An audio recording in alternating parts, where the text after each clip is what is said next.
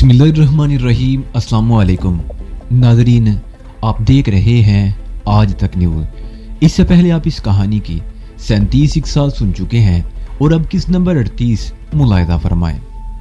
उसी लम्हे कैबिन का दरवाजा धड़ से खुला और वो तीनों चौंक गए।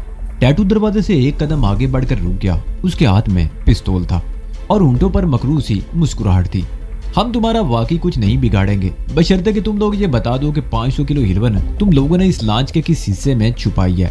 टैटू ने बारी बारी उन तीनों की तरफ देखते हुए कहा, 500 किलो हीरोइन? शारिक के लहजे में हैरत थी। अगर हीरोइन इस लॉन्च पर होती तो क्या तुम्हारे ख्याल में ये कस्टम अफसरान इतने बेवकूफ थे कि हीरोइन तलाश नहीं कर सके?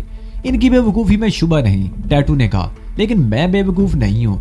अगर तुम लोग हीरोइन के बारे में बता दोगे तो मैं वादा करता हूँ कि तुम लोगों को साहिल पर ले जाकर उतार दिया जाएगा। बसूरत दीगर हम तुम सबको अलग अलग तशद्दुद का निशाना बनाकर हीरोइन के बारे में मालूम कर ही लेंगे। तुम वाकई किसी बहुत बड़ी गलतफहमी का शिकार हो, डी कोस्टा ने उसकी तरफ देखते हुए कहा। हीरोइन या किसी और गैर कानूनी चीज की स्मगलिंग से हमारा कोई ताल्लुक नहीं। मैं नहीं समझता कि तुम, ये तो मैं मालूम कर ही लूंगा कि हीरोइन लॉन्च में कहाँ छुपाई गई है। टैटू ने उसकी बात काटते हुए कहा, अगर तुम लोगों का ताल्लुक हीरोइन की स्मगलिंग से नहीं है तो जाली कागजात की तैयारी और दीगर इंतजामात पर लाखों रुपए खर्च करने की क्या जरूरत थी? हीरोइन ये एक ऐसी चीज है जिसे इतना मुनाफा कमाया जा सकता है, और फिर मामला 500 किलो हीरोइन का हो तो 4 लाख रुपए का खर्च कोई मानी नहीं रखता। और फिर तुम मुझे इतना बेवकूफ क्यों समझते हो? मैंने तुम्हें हीरोइन की मिकदार बता दी है, इसका मतलब है कि मैं गलत नहीं। तुम यकीनन गलत कह रहे हो, शारिक ने कहा। हमारा हीरोइन से कोई अब मजीद कोई बकवास नहीं सुनूंगा। टैटू ने उसकी बात काट दी। मैं हीरोइन के बारे में जानना चाहता हूँ और कोई बात नहीं सुनना चाहता। वो तीनों खामोश थे। शारिक सोच रहा था कि इसका दूसरा साथी मांडा अर्शे पर है, और यकीनी बात थी कि उसने नौलखा और कासिम वगैरह को पिस्तौल या रिवॉल्वर की जद पर ले रखा होगा। ए, तुम इधर आओ। टैटू ने खाली हाथ से समीना को इशारा किया। मेरा ख्याल है घी सीधी उंगलियों से नहीं निकलेगा। समीना अपनी जगह पर बैठी रही, उसका चेहरा खौफ से धुआं हो रहा था। मैंने कहा तुम इधर आओ, टैटू दाड़ा। समीना ने डी कोस्टा और शारिक की तरफ देखा और उठकर टैटू के करीब जा खड़ी हुई। टैटू ने पिस्तौल की नाल उसकी कनपट्टी से लगा दी। मैं 3 तक गिनूंगा। टैटू ने डी कोस्टा और शारिक की तरफ देखते हुए कहा, अगर 3 कहने के बाद भी तुम में से किसी ने मुस्बत जवाब नहीं दिया तो इस खूबसूरत लड़की की खोपड़ी मैं सुराख कर दूंगा। 1, 2। टैटू के 3 कहने से पहले अर्शे की तरफ से फायर की एक आवाज सुनाई दी। टैटू ने चौंक कर दरवाजे की तरफ देखा। समीना अगरचे बेहद खौफजदा थी, लेकिन इस मौके पर उसने बड़ी बहादुरी और अक्लमंदी का सबूत देते हुए बड़ी फुर्ती से नीचे झुककर दोनों कोनियां टैटू के पेट में मार दी और खुद भी नीचे गिर गई। टैटू के मुंह से करार निकल गई। उसने गैर इरादी तौर पर पिस्तौल का ट्राइगर दबा दिया। गोली कैबिन की गोल खिड़की का शीशा तोड़ती हुई निकल गई। शारिक और डी कोस्टा ने अपनी जगह से बैक वक्त छलांग लगाई। डी कोस्टा के पैर की ठोकर टैटू के पिस्तौल वाले हाथ पर लगी और पिस्तौल उसके हाथ से निकलकर दरवाजे से बाहर जा गिरा। टैटू ने भी फौरन ही संभल कर छलांग लगा दी, लेकिन शारिक उसे दरवाजे ही में छाप चुका था। वो दोनों एक दूसरे को रगीते हुए कैबिन के दरवाजे से बाहर निकल गए। टैटू फर्श पर पड़े हुए पिस्तौल पर हाथ डालना चाहता था, मगर डी कोस्टा ने आगे बढ़कर उसका हाथ अपने पैर के नीचे कुचल कर रख दिया। टैटू के मुंह से चीख निकल गई। उसी लम्हे एक और फायर हुआ। एक चीख फिजा में उभरी और फिर शराब की आवाज सुनाई दी। शारिक की तवज्जो एक लम्हे को हटी थी। इस मौके से फायदा उठाते हुए टैटू ने उसे अपने ऊपर से धकेल दिया और उठकर लॉन्च के व्हील कैबिन की तरफ दौड़ लगा दी। शारिक ने लपक कर पिस्तौल उठाया और टैटू के पीछे दौड़ लगा दी। टैटू के लिए ये इंकशाफ बड़ा खौफनाक साबित हुआ कि मांडा लॉन्च के कप्तान कासिम के हाथों गोली का निशाना बंद कर समंदर में जा गिरा था। टैटू बुरी तरह बदहवास हो गया। वो व्हील कैबिन में दाखिल होना चाहता था कि शारिक ने बड़ी फुर्ती से आगे बढ़कर उसके मुंह पर जोरदार घूंसा रसीद कर दिया। टैटू लड़खड़ा कर पीछे हटा। शारिक के बाएं हाथ में पिस्तौल था। उसने टैटू को पिस्तौल की जद पर ले लिया। टैटू आहिस्ता आहिस्ता पीछे हटने लगा और मिलाकर अर्शे की रेलिंग से जा लगा। मुझे पहले दिन से ही शुबा था कि तुम कोई हरामजिदगी जरूर करोगे, शारिक उर्राया। तो तुम मुझे पकड़ नहीं सकोगे, टैटू खकलाया। और इससे पहले कि शारिक कुछ समझता, टैटू ने अचानक ही समंदर में छलांग लगा दी। खस कम जहां पाक, डी कोस्टा ने कहा। उस्ताद वो देखो, कासिम का एक आदमी चीखा, कोई लॉन्च इस तरफ आ रही है। उसने एक तरफ इशारा किया। वो सब चौंक कर उस तरफ देखने लगे। तुलू होते हुए सूरज की किरणों में समुद्री सतह पर उछलती हुई एक लॉन्च साफ नजर आ रही थी। उस लॉन्च का रुख इसी तरफ था। खतरा हमारे सर पर आ रहा है मिस्टर शारिक, अब हमें क्या करना चाहिए? लॉन्च के कप्तान कासिम ने सवालिया निगाहों से शारिक की तरफ देखा। ये कौन सी लांच हो सकती है? शारिक ने पूछा। वो दूसरी लांच की तरफ देख रहा था और उसकी आंखों में तशवीश नुमाया थी। मैरीटाइम सिक्योरिटी, कासिम ने जवाब दिया। ये लोग कस्टम वालों की तरह बेवकूफ नहीं है, आसानी से धोखा नहीं खा सकेंगे। क्या मतलब? मैं समझा नहीं। शारिक ने उसे घूरा। मेरा बाप पुराने जमाने का आदमी है, कासिम ने मुस्कुराते हुए कहा। कई साल पहले उसने समंदर को खैरबाद कह दिया था। अब तो साहिल पर खड़े होकर पुरसुकून लहरों को देख कर ही खुश हो लेता है। उसे ये मालूम नहीं कि मुनशियात और मुख्तलिफ चीजों की स्मगलिंग के लिए क्या क्या तरीके इख्तियार किए जाते हैं। लेकिन तुम गलत समझ रहे हो कासिम, शारिक ने उसकी बात काट दी। मुनशियात की स्मगलिंग से हमारा कोई ताल्लुक नहीं।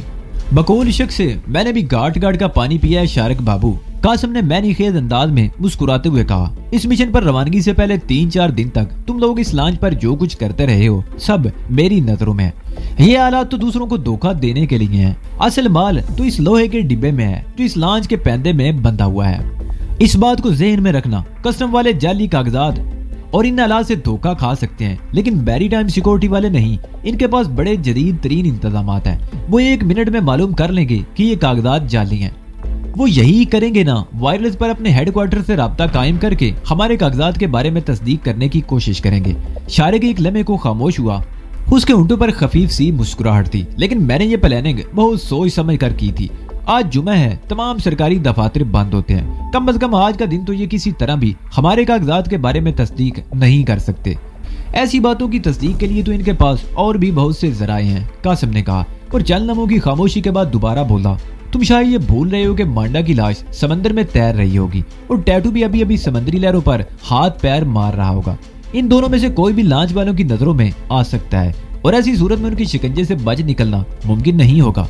अब फैसला तुम्हें करना है कि इनके हाथ से बचना चाहते हो या।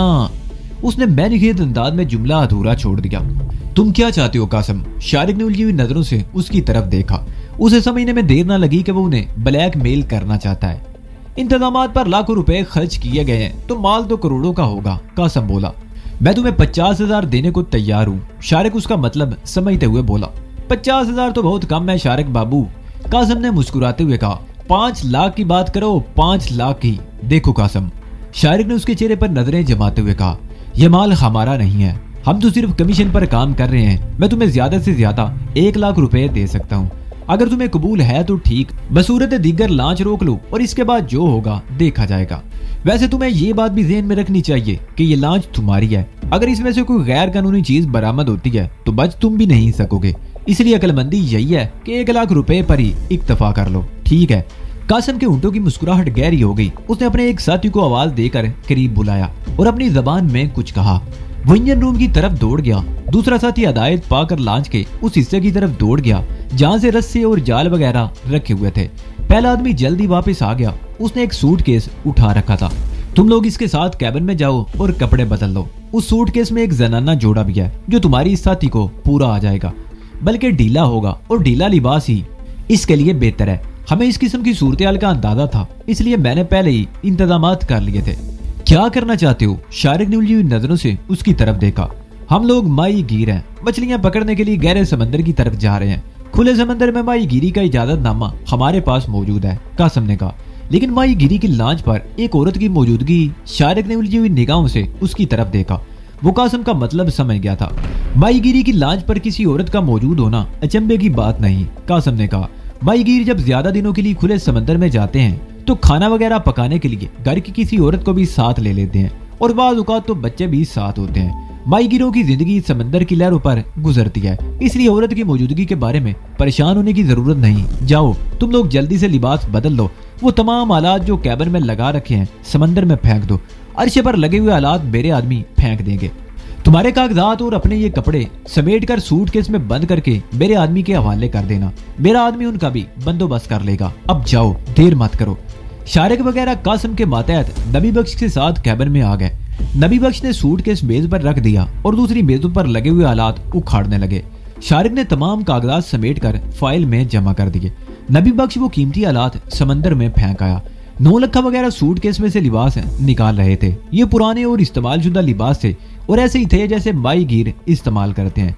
9 लखा और डी कोस्टा अपने अपने लिबास लेकर दूसरे कैबिन में चले गए। समीना के लिबास के साथ प्लास्टिक की चूड़ी, सफेद और नीली चूड़ियां भी थी और एक चादर भी और चांदी के बाले भी। तुम जल्दी से कपड़े बदल लो, मैं कोई और जगह तलाश करता हूँ, शारिक ने समीना से कहा और नबी बख्श को लेकर कैबिन से बाहर आ गया। समीना ने दरवाजा बंद कर लिया और बड़ी तेजी से लिबास तब्दील करने लगी। उसने प्लास्टिक की चूड़ियां पहन ली और कानों में बाले भी। उसने अपनी पैंट शर्ट तय करके बेड पर डाल दी। पैंट की जेब में कुछ रकम भी थी जिसे निकालकर उसने अपने गिरे बान में ठूंस लिया।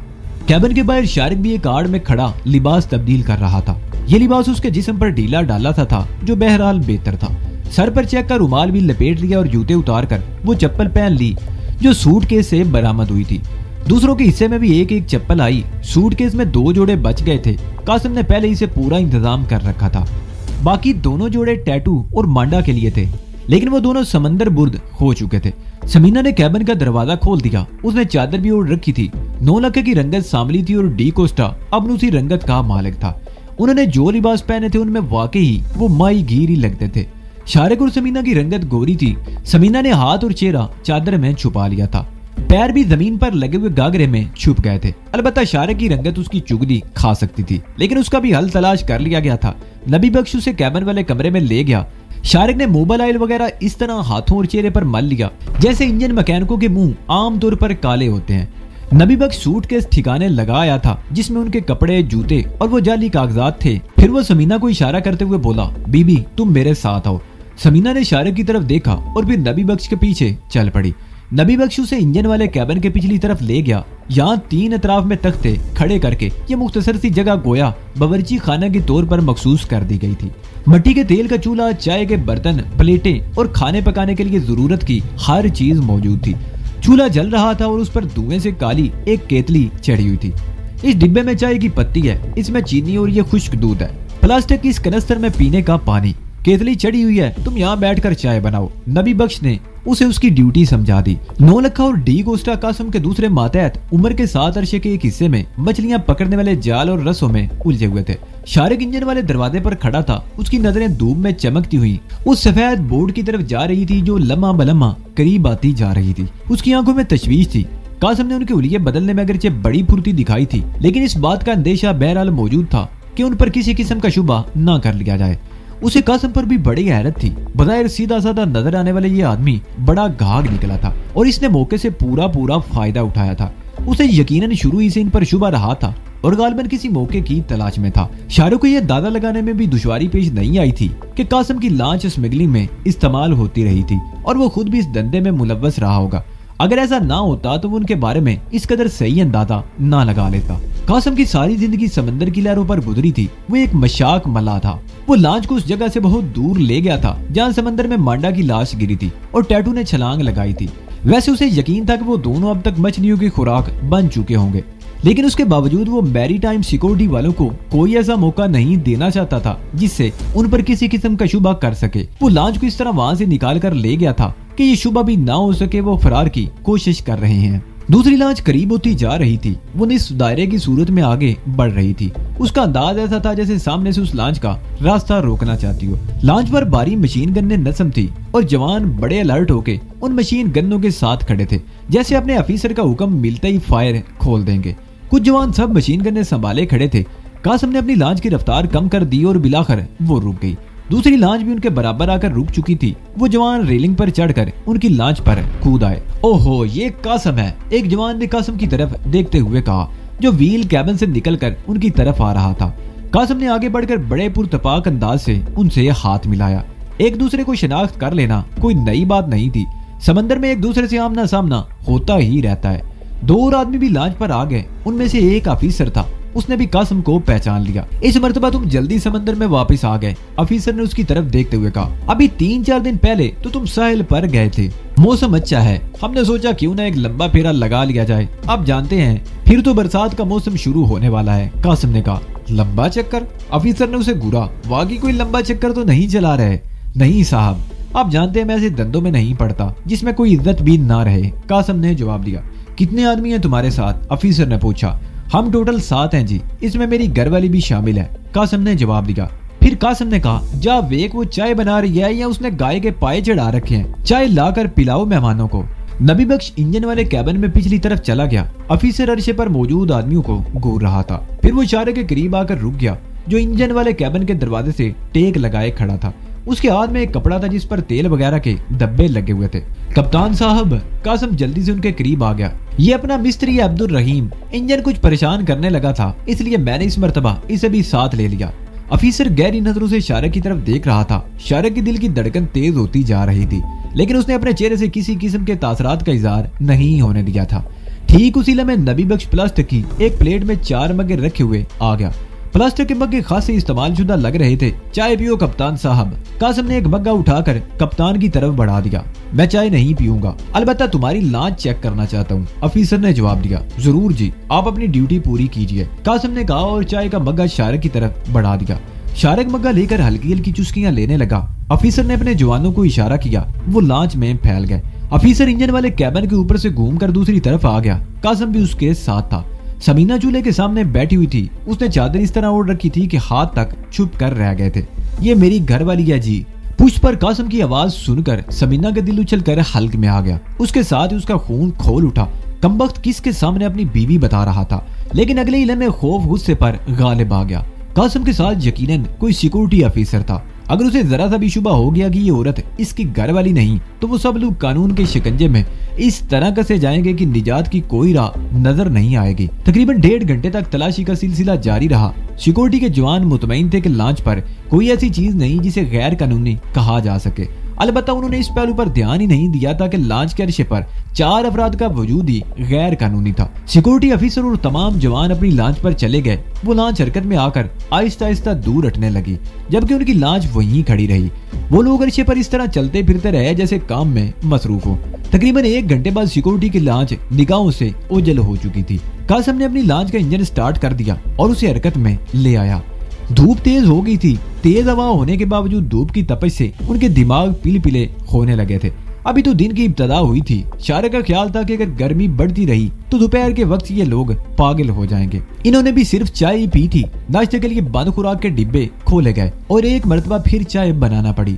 समीना, शारक और डी कोस्टा कैबिन में आ गए। 9 लखा अरशे पर ही था। वो कासिम के साथ चिपका हुआ था और उससे लांच के बारे में मुख्तलिफ सवालात कर रहा था। कासिम मुस्कुरा मुस्कुरा कर उसके हर सवाल का जवाब दे रहा था। डी कोस्टा और शारक बैठे बातें करते रहे। समीना अपने बैंक पर लेट गई थी। कुछ ही देर बाद वो नींद की आगोश में पहुंच चुकी थी। समीना को दोपहर 2 बजे खाने के लिए जगाया गया। खाने के बाद वो फिर लेट गई और ऊँघने लगी। उस पर सुस्ती सवार थी। जिस्म टूटता हुआ महसूस हो रहा था और दिल चाहता था कि हाथ पैर ढीले छोड़कर यूं ही लेटी रहे। इसमें समीना का कसूर नहीं, सब समंदरी हवा का असर था। सूरज गुरूब होने से थोड़ी देर पहले समीना उठकर कैबिन से बाहर आ गई। मगरिबी उफक पर हल्के हल्के बादल थे। सूरज गुरूब होने की तैयारी कर रहा था। सूरज जैसे जैसे नीचे हो रहा था, फिजा में सुर्खी सी फैलती जा रही थी और फिर समीना को यूं महसूस हुआ जैसे समंदर पर खून बिखर गया हो। सूरज का सुर्ख थाल उफक पर पानी की सतह से शायद चंद इंच ऊपर था। हर तरफ सुर्खी फैली हुई नजर आ रही थी और फिर सुर्ख थाल आहिस्ता आहिस्ता पानी में उतरने लगा। सूरज निगाहों से ओझल हो चुका था, लेकिन समंदर की सतह और उफक पर गहरी सुर्खी अब भी मौजूद थी। समीना अब अपने आप में अजीब सी सनसनी सी कैफियत महसूस कर रही थी। उसने गुरूबे आफ्ताब का यह हसीन मंजर जिंदगी में पहली बार देखा था। लांच बहुत हल्की रफ्तार से चल रही थी। समंदर और उफक पर फैली हुई सुर्खी बतदरीज कम होती जा रही थी और फिर सुर्खी की जगह सुरमई गुबार ने ले ली, जो आहिस्ता आहिस्ता तारीकी में बदलने लगा। समीना दोनों हाथ अरशे की रीलिंग पर टिकाए खड़ी थी। उसके चारों तरफ तारीक समंदर था। उछलती हुई लहरों का शोर इस तारीकी में कुछ अजीब सा तासुर पैदा कर रहा था। दफतन समीना के ज़हन में एक ख्याल उभरा, अगर उनकी लांच को कोई हादसा पेश आए, लांच टुकड़े टुकड़े होकर बिखर जाए तो क्या होगा? समंदर की लहरों पर इनकी मौत कितनी अजियतनाक होगी और फिर वो मछलियों की खुराक बन जाएंगे। यह ख्याल आते ही समीना कांप उठी। उसके ज़हन में टैटू का चेहरा उभर आया, जिसने गोली से बचने के लिए समंदर में छलांग लगा दी थी। कैसी अजियतनाक हुई होगी उसकी मौत। समीना ये सब सोच ही रही थी कि अपने कंधे पर हाथ का दबाव महसूस करके उछल पड़ी। उसने मुड़कर देखा, वो शारक था। क्या सोच रही हो? शारक ने पूछा।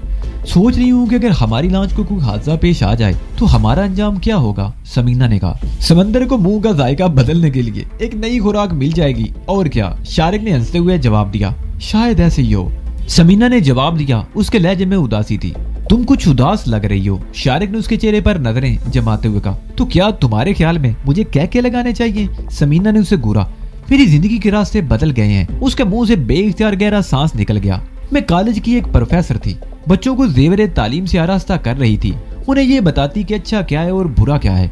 लेकिन खुद अच्छे बुरे में तमीज करना ही भूल गई और ऐसे रास्ते पर निकल आई हूँ जहाँ कदम कदम पर जिल्लत है और रुसवाई है, और इसका जिम्मेदार मैं हूँ। शारिक ने कहा, मैं अपनी बर्बादी का इल्जाम किसी और को नहीं दूंगी। समीना ने कहा, मैं कोई बच्ची नहीं थी जो सूरत-ए-हाल का अंदाजा ना लगा सकती। आज मैं जिस जगह पर खड़ी हूँ उसकी जिम्मेदार मैं खुद हूँ। मेरा ख्याल है तुम बहुत ज्यादा मायूस हो। शारिक ने कहा, मायूसी और उम्मीदें अब मेरे लिए बेमानी चीजें होकर रह गई हैं। समीना ने गहरा सांस लेते हुए कहा, अब तो मैं वो हूँ जो इस वक्त मैं हूँ, स्मगलर, कानून की मुजरिम जिसका हर लम्हा खौफ में गुजर रहा है। पकड़े जाने का धड़का तलवार की तरह गर्दन पर लटका हुआ है। मुझे अफसोस है कि ये सब कुछ मेरी वजह से हुआ, शारिक ने कहा, लेकिन बार बार इजहार करने का कोई फायदा तो है नहीं। जेन पर बोझ लादे रखने से बेहतर यही है कि इस पुरखतर राह को एक चैलेंज समझकर कबूल कर लो। इसे जिंदगी का एक एडवेंचर समझ लो। तुमने अंदाजा लगा लिया होगा कि कितनी सनसनी इस जिंदगी में है, कितना दिलचस्प है बिल्ली चूहे का खेल। हाँ, ये खेल ही तो है। उस रात से अब तक इस खेल में कितने सनसनीखेज मोड़ आ चुके हैं। सी कस्टम्स का सामना, टैटू और लंडे की गद्दारी। उस वक्त तो लगता था जैसे हमारी जिंदगी के आखिरी लम्हात आन पहुंचे हैं, जैसे हम जिंदगी की बाजी हार चुके हैं। लेकिन फिर बाजी एकदम पलट गई। तुमने खूब ज़्यादा होने के बावजूद काम कर दिखाया। तुमसे तवक्को नहीं की जा सकती थी। हारी हुई बाजी जीतने में कितना लुत्फ है इसका अंदाजा तुमने लगा ही लिया होगा। और फिर मैरीटाइम सिक्योरिटी वालों की आमद और इससे पहले लॉन्च के कप्तान कासम की ब्लैकमेलिंग, ये सब कुछ कितना अजीब सा लगता है। और फिर ये एक नया रूप, कितनी सनसनी है जिंदगी के इन हालात में। शारिक चंद लम्हों को खामोश हुआ, फिर बोला, जब मैं जेल से निकला और पुलिस और मुनशियात फरोशों ने मुझे तंग करना शुरू किया तो मैं ये सोचकर इस लाइन में आया था कि इन लोगों के अंदर रहते हुए इनका खात्मा करूंगा। शुरू में कुछ किया भी, लेकिन फिर मेरा नजरिया बदल गया। मैं गैर कानूनी सरगर्मियों में मुलव्वस होता चला गया। मेरे हाथ खून में रंग गए और इसमें मेरे अपने इरादे को भी दखल था। मेरा दामन दागदार हो गया। मुझे इसका एहसास था। मैंने अपने आप को रोकने की कोशिश की, मगर मेरे कदम इस रास्ते पर उठते ही चले गए। अपने आप को बेगुनाह कहने का हक मुझसे छीन गया और मैं एक बाकायदा मुजरिम बन गया। कातिल, मुनशियात फरोश, मुतअद्दिद संगीन जराइम में पुलिस को मतलूब। वो एक बार फिर चंद लम्हों को खामोश हुआ, फिर बोला, तुम मेरी माँ और बहन से मिल चुकी हो। वो मेरी माँ और बहन नहीं, लेकिन मेरे लिए सब कुछ वही है। वो मेरी इन सरगर्मियों के बारे में कुछ भी नहीं जानती।